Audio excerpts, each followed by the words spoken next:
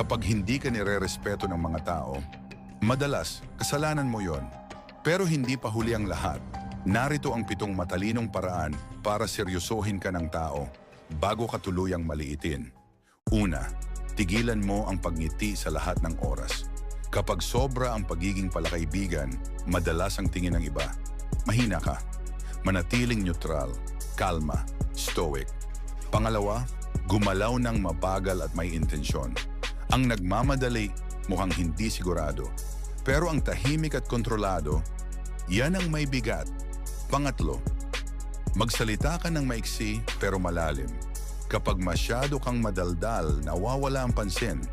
Dapat matalim, dapat direkta. Pangapat, banggitin mo ang pangalan nila isang beses lang. Hindi para humingi ng atensyon, kundi para ipaalam na alam mong sino sila. Panlima, huwag kang overshare. Ang misteryo ay kapangyarihan. Panatilihing pribado ang buhay mo. Pang-anim, tapusin mo ang sinimulan mo. Ang mga hindi tumatapos, kinalilimutan.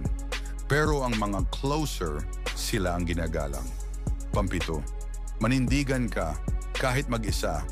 Dahil ang sinusundan ng tao, hindi ang komportable, kundi ang may paninindigan. Kapag binaliwala mo ito, huwag mong asahang seryosohin kanila.